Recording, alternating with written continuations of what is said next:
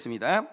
그 붙인 사가랴가 성령의 충만함을 받아 예언하여 이르되 찬송하리로다. 주 이스라엘의 하나님이여 그 백성을 돌보사 속량하시며 우리를 위하여 구원의 뿔을 그 종 다윗의 집에 일으키셨으니 이것은 주께서 예로부터 거룩한 선지자의 입으로 말씀하신 바와 같이 우리 원수에게서와 우리를 미워하는 모든 자의 손에서 구원하시는 일이라.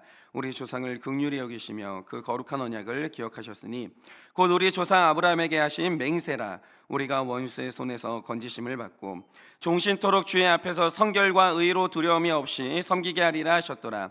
이하여 내가 지극히 높이신 이의 선지자라 일컬음을 받고 주 앞에 앞서가서 그 길을 준비하여 주의 백성에게 그 죄의 사함으로 말미암는 구원을 알게 하리니 이는 우리 하나님의 긍휼로 인함이라. 이로써 도는 해가 위로부터 우리에게 임하여 어둠과 죽음의 그늘에 앉은 자에게 비치고 우리 발을 평강의 일로 인도하시리로다 하니라. 다 같이 읽겠습니다. 아이가 자라며 심령이 강하여지며 이스라엘에게 나타나는 날까지 빈들에 있으니라. 아멘. 네, 우리가 오늘 그 말씀을 나눌 때 이제 누가복음의 또 하나의 이제 중요한 특징을 얘기하면서 이제 나눔을 시작하려고 하는데요. 자, 잘 보세요. 지금 우리가 알고 있는 이 복음서는요, 예수님에 관한 내용이죠. 예수님이 하신 말씀과 그분이 하셨던 행적들을 기록한 게 복음서입니다. 그런데 누가복음이 신기한 게 뭐냐면 예수님의 복음이 예수님으로 시작하지 않아요. 누구로부터 시작하냐면 세례 요한의 출생 기록부터 시작을 해요. 그런데 여러분, 이 세례 요한의 임무가 뭡니까? 예수님의 오심을 준비하는 사람이라는 거죠. 이것은 우연이 절대로 아니에요. 예수님의 탄생은 요한이 먼저 오고 그 다음이 예수님의 탄생이라는 거죠. 아무도 이 순서를 뒤집을 수가 없어요. 요한이 먼저 와야 하고 그 다음에 예수님이 오시는 거예요. 이 말 뜻이 뭐냐면 먼저 세례 요한의 존재를 받아들이지 못하는 사람은 그 삶에 예수님이 태어날 수가 없다라는 거예요. 그러니까 먼저 세례 요한의 존재를 인정하고 그의 메시지를 받아들인 사람에게만 예수님이 방문을 하는 거예요. 이거는 아무도 못 뒤집어요.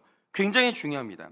그러면 우리 삶에 예수님이 오실 수 있도록 준비시키는 이 세례 요한의 존재를 우리 삶에 어떻게 적용할 거냐, 이게 굉장히 중요하거든요. 오늘은 그걸 한번 띵크를 좀 해보자 이거죠. 자, 여러분께서 오늘 본문을 보시면 사가랴라는 사람이 성령의 충만함을 받아서 메시아의 탄생을 찬송하는 장면이에요. 그러니까 이 사가랴라는 사람 안에 드디어 예수님이 나타나신 거죠.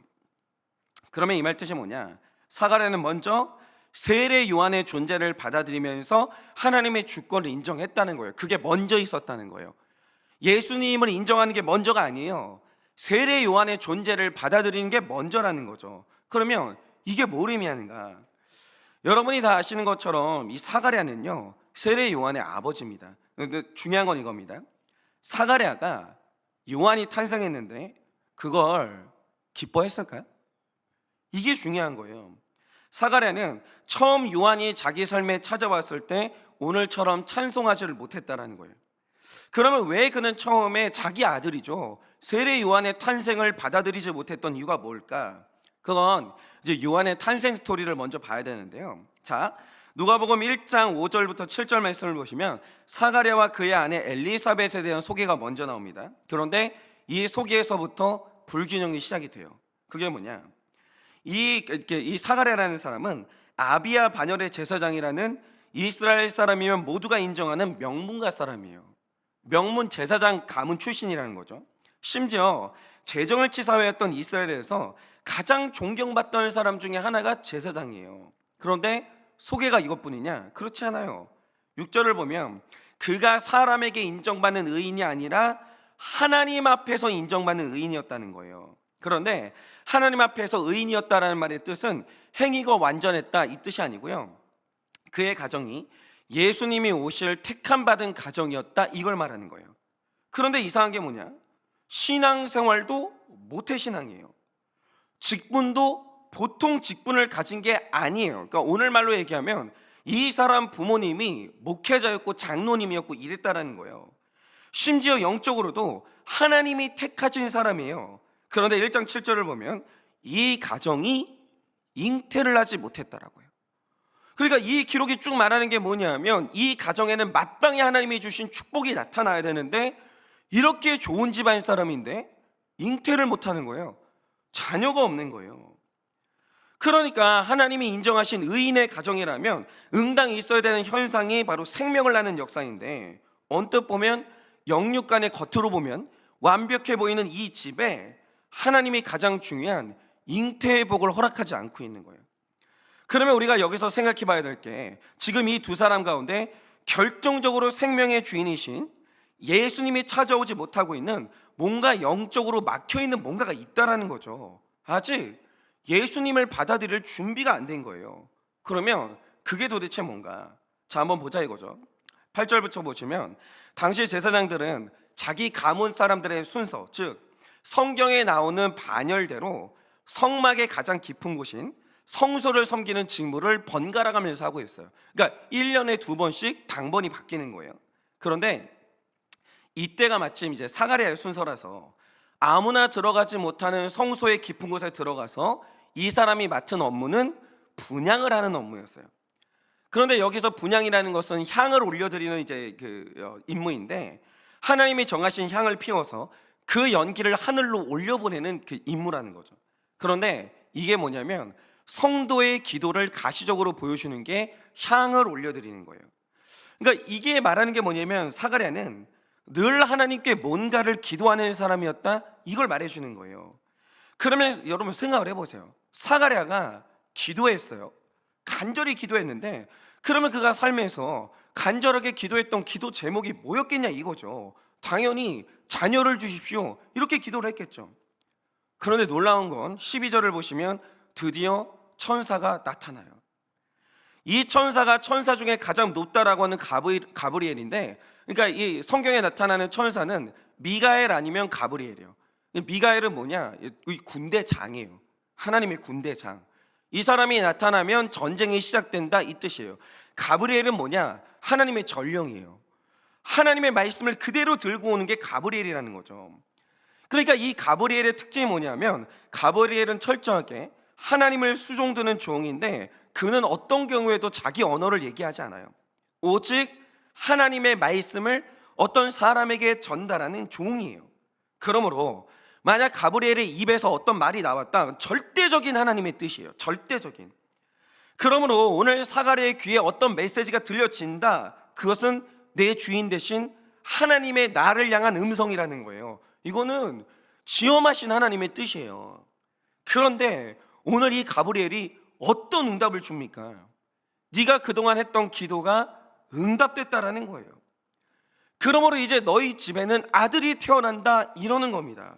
또한 하나님이 너희 집에 보내는 이 아들을 통해서, 이 아들의 역할이 중요한데, 너는 장차 오실 메시아를 만나고 하나님이 너의 구원과 거룩을 이룰 거다, 이 말씀을 하시는 거예요. 얼마나 좋아요. 아니, 그냥 아들을 주셔도 너무 좋은데 이 아들을 통해서 너는 구원을 받고 거룩을 이룬다라는 거예요. 그러니까 우리가 짧은 생각에 사가랴가 이 응답을 받을 때 엄청 좋아했을 것 같잖아요. 그런데 놀라운 사실은 뭐냐? 사가랴가 이 응답을 좋아하지 않아요. 기뻐하지 않아요. 왜냐? 오늘 가브리엘이 이 아들에 대해서 얘기하면서 1장을 보면 두 가지 특이한 것을 말하는데, 먼저 이 아들은 포도주나 독한 술을 마시지 않는 사람이 될 거다, 이렇게 얘기해요. 그런데 성경에서 포도주나 독한 술을 마시지 않으면서 주의 오심을 예비하는 직분이 어떤 직분이냐? 그게 바로 선지자예요. 오늘 말씀에 그렇게 나와 있죠. 이 아들은 선지자예요. 그런데 일단 사가랴는 아들 준다는 건 좋은데 내 아들 직분이 선지자라는 걸 못 받아들이겠는 거예요. 왜냐?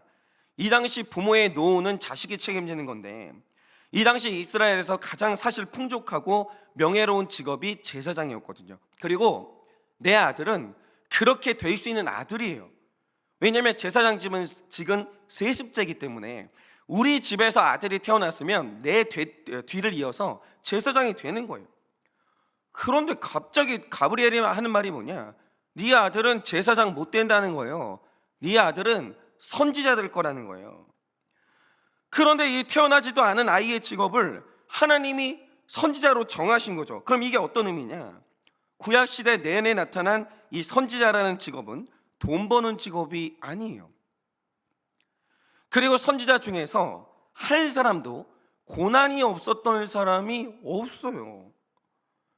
굉장히 심한 고난을 겪었습니다. 한마디로 선지자는 돈을 못 벌면서 사람의 칭찬과는 거리가 멀고 고생이란 고생은 다 하는 직분이 그게 선지자라는 거죠. 그러니까 다른 사람 아들이 선지자인 건 축복할 만한 일이에요. 훌륭한 아들입니다. 그런데 그게 내 아들이라고 할 때는 사가랴 입장이 달라지는 거예요. 이걸 사가랴가 못 받아들여요. 주님 안 됩니다. 이게 어떻게 얻은 아들인데 어떻게 얘를 선지자를 만드시냐고. 저는 안 된다라는 거예요. 그런데 사가랴가 이 응답을 받지 못했던 두 번째 이유가 뭐냐? 특이하게 천사가 태어나지도 않은 이 아들의 이름을 지어주는데 그것도 사가랴는 받아들일 수가 없는 거예요. 왜냐? 이 당시 이제 아버지들의 가장 큰 권한이 뭐냐면 자기 장자가 앞으로 이렇게 살았으면 좋겠다는 소원을 담은 다음에 내 소원을 이 아들의 이름으로 지어주거든요. 그런데 내 아들의 이름을 내가 짓는 게 아니라 하나님이 그 이름을 지었어요. 이미. 이게 무슨 뜻이냐? 앞으로 태어날 네 아들은 네 아들이 아니라는 거예요. 내 뜻대로 사는 내 아들이라는 거예요.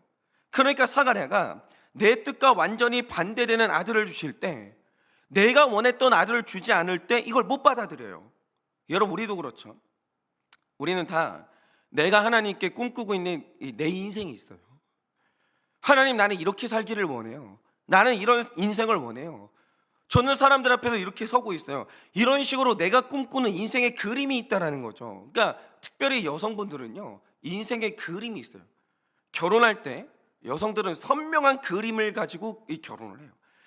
예를 들어서 넓은 집에 자상한 남편에 아이는 한 2명 정도 되고, 이런 식으로 대부분의 여성들은요, 머릿속에 선명한 우리 가정의 그림을 그리고 결혼을 해요.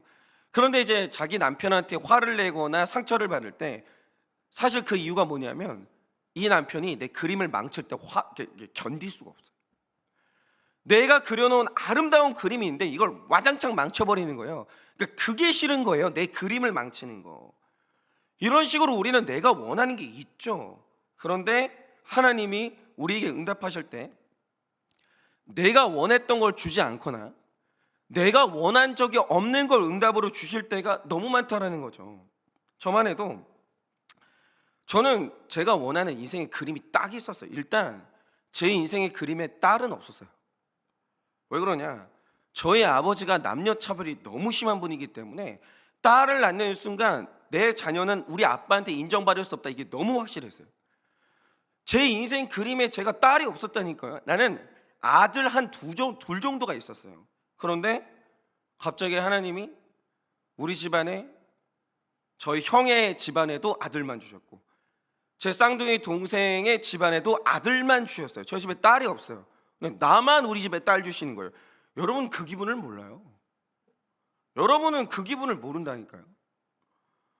너무 열이 받는 거예요. 내가 얼마나 그렇게 기도를 했는데, 그림에도 없던 딸을 나한테만 주는 거예요. 나한테만. 이건요, 처음에 이렇게 하시면요, 하나님 믿는 사람은 이게 차별로 느껴져요.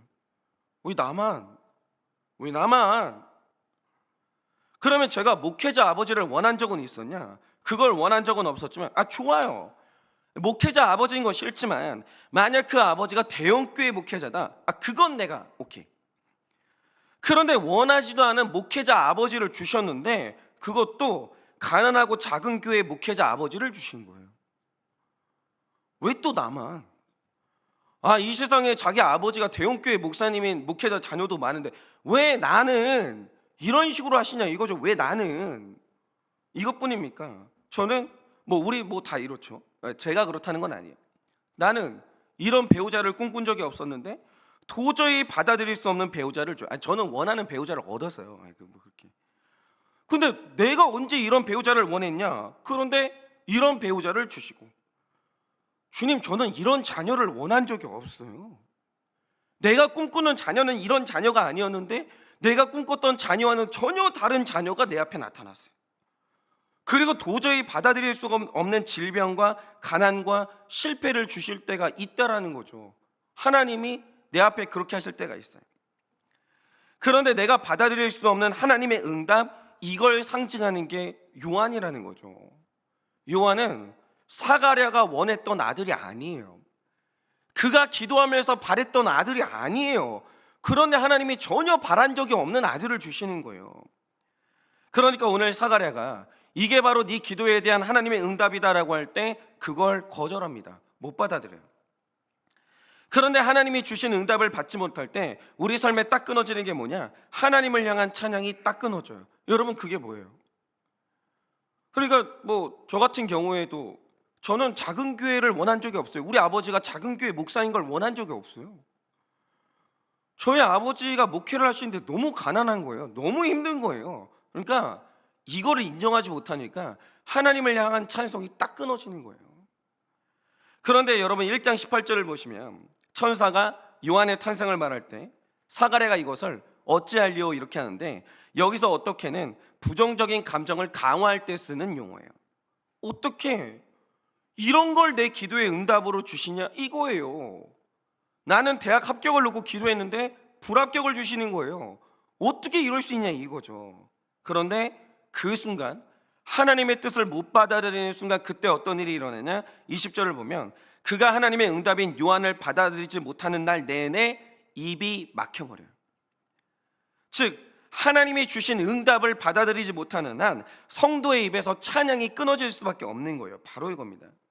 지금 우리 중에는 신앙생활 오래 했어요. 하나님을 안 믿는 것도 아니에요. 그는 여전히 신앙이 있는데 찬양이 끊어진 분이 있다라는 거죠. 신앙 고백이 끊어진 분이 있어요. 하나님이 100% 오르시다, 이게 끊어진 사람이 있어요. 그러면 하나님을 향해 기쁨의 예배가 끊어진 이유는 뭐예요? 찬송이 끊어진 이유가 뭐예요? 왜겠습니까? 내 삶의 어느 순간에 도저히 받아들일 수 없었던 하나님의 응답, 즉 세례 요한이 나타난 거예요. 지금 내 삶에 어느 날 세례 요한이 나타난 거예요. 하나님이 나한테 주신 배우자가 마음에 안 들고, 자녀가 마음에 안 들고, 주신 직장이 마음에 안 들고, 하나님이 주신 가정이 마음에 안 들고, 내 상황이 마음에 안 드는 거예요. 하나님, 내 인생 왜 이렇게 만드세요? 왜 내 인생을 이렇게 만드시냐고. 이게 마음에 안 드는 거예요. 하여간 하나님이 왜 이런 걸 내 삶에 주셨는지 도저히 해석되지도 않고 받아들일 수가 없는 요한이 찾아온 거죠. 그런데 오늘 사가랴의 입이 열려요. 여러분, 오늘 중요한 게 이겁니다. 사가랴의 입이 열려요. 그리고 찬양이 터집니다. 왜냐? 어제 본문이죠. 57절에서 66절을 보면 드디어 이제 아들 요한이 태어났는데 전부 사람들이 사가랴한테 했던 말이 뭐냐? 당신의 아들 이름을 당신이 지으라는 거예요. 그러니까 하나님이 주신 이름이 잘못됐으니까 계속 네 소원을 주장하라는 거죠. 그런데 이때 사가랴가 놀라운 순종을 합니다. 그게 뭡니까? 63절을 보면 이제 서판에 태어난 아이의 이름을 써야 되는데 사가랴가 그 이름을 뭐라고 쓰냐? 이 아이의 이름을 요한이라고 써요. 이 말 뜻이 뭐냐?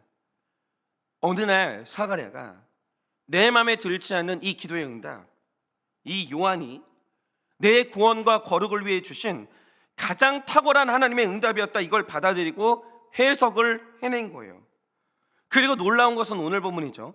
67절 이하에 나오는 것처럼 하나님께서 나를 돌보사 속량하시고 구원의 뿔 예수님을 내 삶에 보내셨는데 그 통로가 요한이 맞았다. 이 원치 않는 아들이 왔어야만 나는 하나님을 다시 만나고 예수님을 다시 만났다, 나는 하나님이 옳다라는 걸 이제는 인정을 하겠다, 이걸 찬양을 하는 거예요. 여러분, 바로 이거죠. 오늘 우리의 구원과 거룩을 위해 보낸 요한을 받아들이고 감사하지 않는 한 예수님은 우리 삶에 오실 수도 없고 신앙생활의 그 찬양은 다시 회복될 수가 없는 거예요. 제가 이렇게 못 들으신 분들을 위해서 제가 제 동료 목사님의 간증을 이제 또 나누려고 하는데, 여러분 이제 몇 번 들으신 분들은 한번 다시 들어보세요. 이분이 이제 어릴 때 이제 은혜를 받아가지고 이제 목회자가 되기로 서원을 하고 목사가 됐죠. 그런데 여러분 참 재밌는 게 뭐냐면, 멀리서 목사님의 삶을 구경할 때랑 목사로 살 때는 이게 완전히 판도가 달라요. 그러니까 모든 나의 꿈은 직업이 되는 순간 완전히 판도가 달라지는 거죠. 그러니까 이 사람이 응답을 받아가지고 목사로 살아보니까 이게 내가 생각했던 거랑 너무 다른 삶인 거예요. 당연히 수입은 쥐꼬리만 해요. 그리고 어릴 때 겉으로만 보던 목사님들은 세상 당당하고 막 권위적인 분인 줄 알았는데 막상 목사로 살아보니까 이건 완전히 을이에요. 막 부목사로 살 때 갑자기 이 성도님들이 일러 바치는 거죠. 아, 목사님, 저는 저 부목사님한테 시험 들어가지고 저 교회 못 다니겠어요. 그럼 그 부목사님 잘려요. 숨도 못 쉬는 거예요. 그리고 이게 어항 속에 있는 물고기 신세라서 뭐 하나만 행동을 잘못하면 성도님들이 시험 드니까 자유가 없는 게 목사더라는 거죠. 그런데 이 직분이 뭐냐? 이 목사님의 거룩과 구원을 통로로 주신 첫 번째 요한인 거예요. 이걸 받아야 되는 거예요. 그분은 목사 돼야 구원받기 때문에 목사 된 거지 무슨 남을 구원하라고 목사 된 게 아니에요. 다 그렇다라는 거죠. 그런데 이분은 첫 번째로 나에게 온 요한이 있죠. 목사의 직분을 기쁨으로 받을 수가 없는 거예요. 그래가지고 이분이 이제 결혼해서 아들이 태어나니까 아들한테 계속했던 말이 뭐냐? 너는 절대 목사 되지 마라. 너 목사 되면 안 돼. 너는 너 하고 싶은 거 다 하면서 자유롭게 살아. 그럴 수 있는 직업을 찾아. 이런 식으로 얘기를 한 거죠. 그럼 이 기도가 응답이 됐냐 안 됐냐? 당연히 됐는데 지나치게 정확하게 응답이 된 거예요. 그래서 이 아들이 자기 하고 싶은 거 다 하면서 자유를 누리기 시작하는데 학교 가야 되는 애가 그때도 자유를 누리는 거예요. 학교를 안 가요. 아주 자유롭게 아침에 일어나질 않는 거예요. 자고 싶은 시간까지 자요. 그래 학교는 당연히 못 나가고 요한이 광야에 나가서 약대 털옷을 입었듯이 이 아들이 학교 밖이라는 광야로 나가가지고 교복이 아닌 다른 옷을 입는 거예요. 그리고 요한이 석청과 메뚜기를 먹었듯이 이 아들이 청소년 시절부터 술 담배를 그렇게 먹는 거예요. 그리고 어느 날 이 아들이 연예인 몸에 있는 문신을 딱 봤는데 이게 너무 멋있었나 봐요. 아주 자유롭게 자기 몸에다가 그림을 그리기 시작하는 거예요. 그러니까 그 나이 때는 원래 도화지에다 그림을 그려야 되는데 얘가 이제 자기 몸에다 그림을 그리는 거죠. 너무너무 자유로운 거예요. 그래서 이 목사님의 기도가 너무 지나치게 응답이 된 거죠. 그래서 두 번째로 온 요한이 누구였냐? 이 아들이었죠. 그러니까 내게 온 요한을 두 번째로 보내셨을 때 내 죄를 보고 회개를 이루었으면 좋았을 텐데 이 목사님이 이 아들을 도저히 받아들일 수가 없는 거예요. 내가 자유를 원했지 방종을 원했습니까? 내가 원했던 아들은 이런 아들이 아니에요. 받아들이질 못하는 거예요. 그래서 이 아들을 그렇게 정죄를 하는 거죠. 그러니까 이 아들이 우울증에 걸려서 하루 종일 집에 누워있고 밤에 일어나서 이제 밤문화를 즐기고 이런 실세가 됐는데 그러다가 이 집에 세 번째 요한이 찾아온 거죠. 그게 뭐냐? 이 아들이 고등학교를 졸업하기 전에 여자친구와 사이에서 아이가 생긴 거예요. 이게 이 목사님 인생의 세 번째로 찾아온 요한이었어요. 주님, 내가 언제 아들이 고등학생인데 손주를 원했습니까? 그러니까 보통 제 나이면 40살 중반이면 자녀가 한창 학교 다니면서 공부를 하고 있어야 되는데 지금 이 목사님이 할아버지가 된 거예요. 그런데 이 목사님이 고등학교도 졸업하지 못한 아들이 혼전 임신으로 만든 세 번째로 찾아온 요한을 보고 드디어 이 목사님이 회개를 하신 거예요. 하나님이 처음 주신 목회자라는 직분에 이 감사해서 내가 그 삶을 기쁨으로 잘 살았으면 진작 우리 집에 예수님이 오셔서 이런 일이 없어질 텐데 하나님이 나를 왜 목회자 만드셨겠어요? 여러분, 목회자들끼리 모이잖아요. 다 아는 게 있어요. 너도 알고 나도 아는 게 있어요. 그게 뭐냐? 우리는 목회자 안 됐으면 새벽 예배 안 나와요. 우리는 목회자가 안 됐으면 절대로 큐티 안 해요. 너도 알고 나도 알아요. 우리가 그거밖에 안 되는 사람이라는 거. 그런데 이거밖에 안 되는 우리가 왜 큐티를 해요? 왜 아침 예배를 나와요? 왜 주일이면 꼼짝없이 예배를 드려요? 우리가 목사 됐기 때문이에요. 여러분, 우리는 목사 안 됐으면 구원 못 받을 사람이에요. 그게 목사예요. 하나님이 나 구원 받으라고 목사라는 직분 주셨지 대단히 훌륭한 일 하라고 목사 되게 한 게 아니라는 거예요. 주제를 알아야지. 주제 파악을 해야지. 이 직분이 나를 위해 주신 하나님의 가장 큰 은총인데 그 인정을 못 하는 거예요. 그런데 이거 인정했으면 진작에 우리 집에 예수님이 오셔서 우리 다 즐겁게 신앙생활 했을 텐데, 이 요한을 거부하고 찬양하지를 않으니까 회개할 때까지 하나님께서 그 집에 요한을 계속 보낼 수밖에 없었던 거예요. 첫 번째 요한이 싫으냐? 두 번째 요한. 두 번째 요한이 싫으냐? 세 번째 요한. 보낼 수밖에 없는 거예요. 그런데 요한이 세 번째로 찾아왔을 때 이 분이 왜 자꾸 내 삶에 이런 일이 일어날까? 왜 자꾸 내 삶에 요한이 찾아올까? 묵상을 하다가 내가 이 하나님 앞에서 회개하지 아니하고 이 인생의 길을 행복이 아니라 구원을 놓고 걸어가질 않으니까 내 아들이 수고하고 내 손자가 수고하고 내 며느리가 수고하는구나, 이걸 깨닫게 된 거예요. 하나님 앞에서 내 길이 옳지를 않았구나, 이걸 깨닫게 된 거죠. 그래서 이분이 이제 아들의 여자친구를 며느리로 기쁨으로 삼았죠. 네가 나 때문에 수고한다, 기쁨으로 삼고 며느리가 될 아이의 부모님을 설득해서 아이를 낳은 거예요. 그렇죠. 아니 그 여자친구 집에 부모님 입장도 그렇잖아요. 내 딸인데 얘가 대학도 안 갔는데 아이를 낳으면 어떻게 되겠어요. 처음에는 낙태를 하려고 했는데 그렇게 설득을 한 거예요. 우리가 책임지겠다, 잘 섬기겠다, 낳게만 해달라 해가지고 이 아이를 낳은 거예요. 그리고 그 집에서 40대의 할아버지가 된 목사님과 며느리와 아들과 그리고 손주가 같이 살고 있는데 이 찬양이 회복되기 시작하는 거예요. 영육간에 회복이 되는데 우리 목사님이 정말 점점 귀한 직분을 맡아 나가고 계세요. 여러분, 바로 이겁니다. 여러분, 하나님께서 우리 인생에 응답을 하세요. 하나님께서 우리 인생에 이런저런 사건들로 하나님께서 응답을 하십니다. 그런데 늘 내가 원하는 모습의 요한을 보내시는 게 아니에요. 그렇지 않아요. 저는 사실 고등학교 때까지 거울을 본 적이 없거든요. 왜냐하면 거울에 보이는 내 얼굴이 너무 혐오스러운 거예요. 아니, 우리 형도 멀쩡하게 생겼고 내 동생도 멀쩡하게 생긴 것 같은데 내 얼굴만 괴물인가? 이게 너무 싫은 거예요. 그 하나님이 왜 나한테 이렇게 하시나? 난 내가 원하는 게 있는데 그걸 위해서 그렇게 기도를 하는데 하나님이 마치 나를 싫어하시는 것처럼 내가 원하지 않는 응답만 주시는 거예요. 그럴 때가 있어요. 전 지금은 그렇게 생각하지 않아요.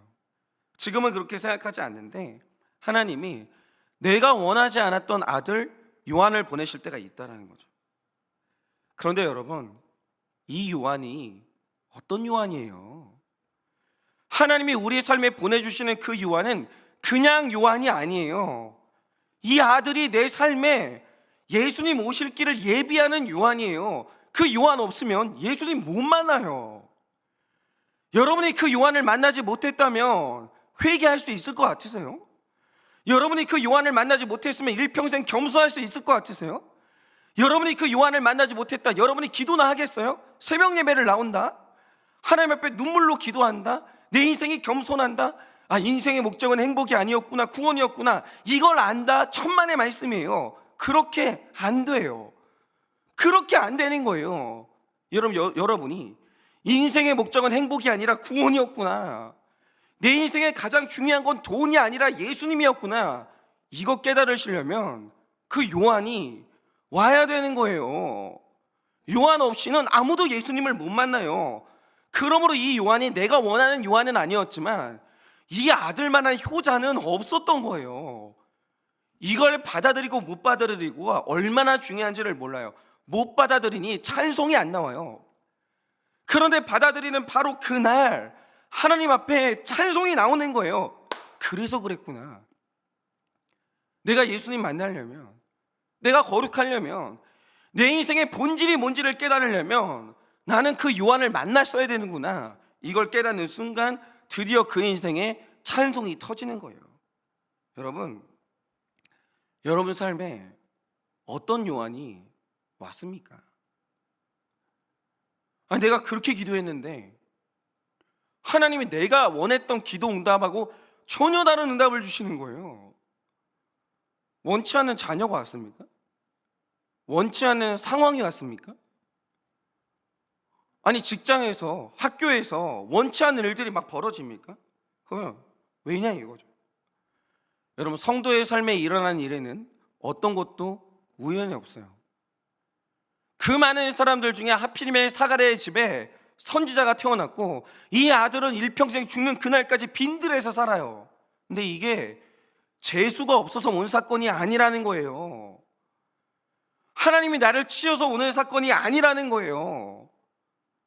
여러분, 이 요한이 태어나지 않으면 예수님을 못 만나요. 하나님 앞에 간절한 기도, 일평생 그거 못 해보고 죽는 사람 굉장히 많아요. 굉장히 많아요. 여러분, 이 요한을 인정하세요. 하나님이 모르십니다. 나는 이 요한을 만났어야 되는 사람입니다.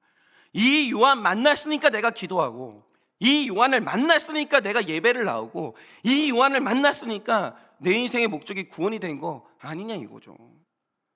여러분, 이제 그 하나님을 찬양하세요. 해석을 하셔야 돼요. 그때 내가 원치 않았던 요한으로 인해 내가 그토록 만나기 원했던 예수님을 만나시게 될 거예요. 찬양하시게 될 거예요. 그러니까 상황이 바뀌게 해달라고 기도하지 마세요. 이 상황을 해석해 달라고 기도하세요. 그게 맞는 기도예요. 예를 들면 이런 거죠. 요한이 태어났어요. 하나님, 아들 바꿔주세요. 이게 응답이 되는 기도예요? 아니에요. 여러분, 문제 해결이 답이 아니고 문제에 대한 해석이 답인 거예요. 주님, 이 요한이 왜 왔습니까? 이 해석을 받는 게 맞다라는 거죠. 여러분, 그래서 여러분이 오늘 그걸 놓고 기도하세요. 내 인생에 요한이 왔는데, 내가 원치 않았던 요한이 왔는데, 주님, 왜입니까? 해석을 주세요. 그래서 이 요한의 존재가 해석되고 받아들여져서 오늘 여러분들이 예수님을 만나고 찬양이 회복되는 이 하루가 되시기를 예수님의 이름으로 축원합니다. 오늘 이제 수요일이니까 제가 적용 질문 드립니다. 내 삶에 태어난 세례 요한은 누구이고 무엇입니까? 내 삶에 태어난 세례 요한은 누구이고 무엇입니까? 나의 세례 요한을 받아들이기 힘들었던 이유는 무엇입니까? 나의 세례 요한을 받아들이기 힘들었던 이유는 무엇입니까?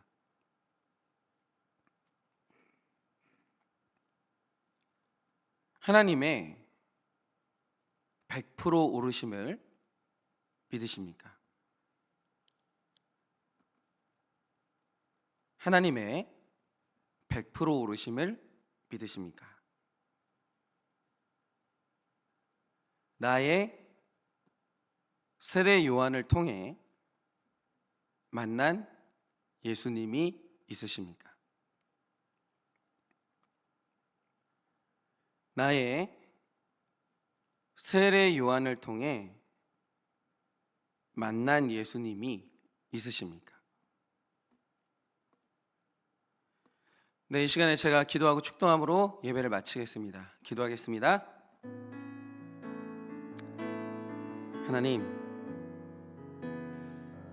하나님께서 제 인생에 제가 기도를 안 하는 것도 아니고 하나님을 안 믿는 것도 아니었을 때, 하나님께서 내 인생에 원하지 않았던 기도의 응답을 주신 날들이 많았습니다. 내가 원하지 않았던 나의 부모, 내가 원한 적이 없었던 나의 외모, 내가 원한 적이 없었던 나의 삶, 어느 것도 내 소원대로 응답하지 않으시고 마치 하나님이 나를 싫어하시는 것처럼 나의 소원을 짓밟으시는 것 같은 그런 날들이 있었습니다. 왜 하나님이 내가 좋아하는 것들을 그토록 거절하시는지 상처를 받은 날들도 많았습니다. 그러나 주님이 이제는 알겠습니다. 왜 하나님께서 내가 원하지 않았던 그 요한을 만나게 하시고 나로 하여금 그 요한과 같이 살라고 하시는지 이제야 알겠습니다. 주님이 이제 하나님의 깊으신 뜻이 해석이 되니 나는 주를 향한 찬양이 회복되고 신앙생활이 다시 즐거움이 되었습니다. 하나님, 오늘도 나의 삶에 갑자기 찾아온 원치 않은 요한이 있어 오늘 하나님을 찬양하지 못하고 하나님과의 관계가 틀어진 사랑하는 우리의 지체들이 있습니다. 하나님께서 오늘 응답하여 주사 왜 하나님께서 그 요한을 보내셨는지 해석되게 하시고 그래서 우리 입술에서 하나님을 향한 찬양이 회복될 수 있도록 은혜를 허락하여 주시옵소서. 지금은 우리 주 예수 그리스도의 은혜와 하나님 아버지의 그 크신 사랑과 성령님의 위로하시고 교통하여 주시는 그 역사하심이 오늘도 하나님께서 나에게 주신 그 세례 요한을 해석하여 주를 향한 나의 찬양이 회복되기를 원하는 사랑하는 모든 주의 종들의 머리 위에 지금으로부터 영원 무궁토록 함께 있을지어다. 아멘.